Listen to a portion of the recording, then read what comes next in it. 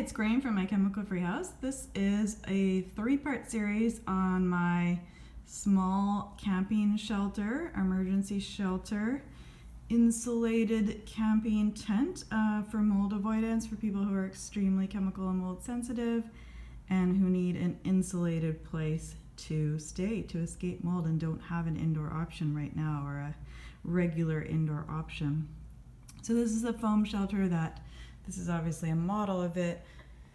This is a foam shelter that I lived in for a number of months. It worked really well after trying to build this inside a cargo trailer, which is to say trying to insulate a cargo trailer, which didn't really work. Didn't work in my climate and was much harder, and this just simplifies the entire design, the entire process. It's just bringing it down to absolutely the bare bones, and this is a much better way to do it. It's not very expensive. It can go up in 2 days. I had a very robust frame over it, and I'll show pictures in the blog post of my frame as well as just a simple alternative to having a really robust frame. My frame was to hold up to very high winds, very high snow loads.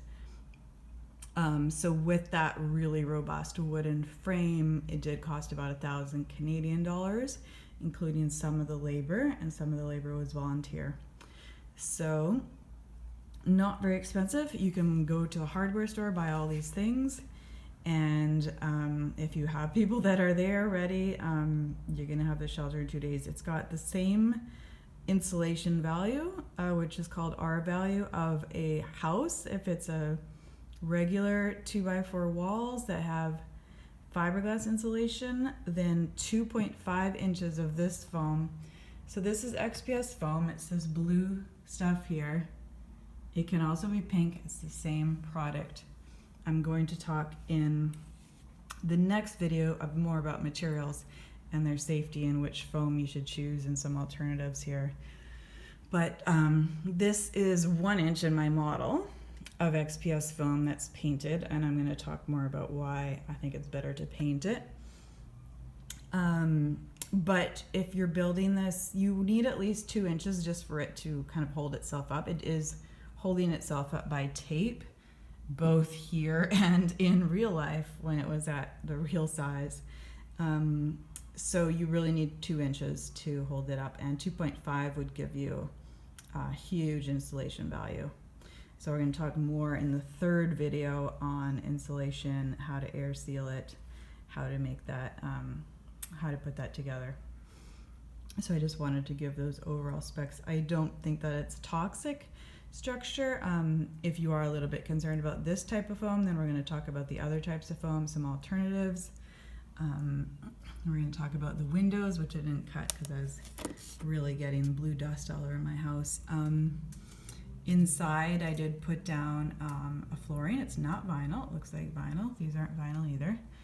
Some new floorings that I really like for trailers, and that I find really, really non-toxic and really good. So this door, when I had it, was really just taped on. I didn't tape it here, but that's how it worked. Plywood base, and this is a simple structure that I really highly recommend this. I mean, this was a lifesaver for me.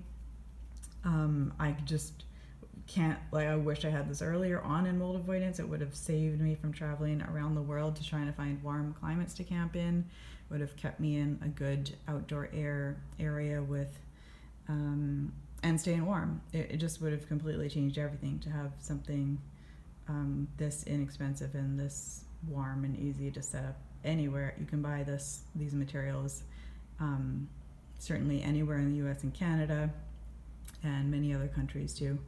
Certainly Western Europe. All right, so the next video on materials.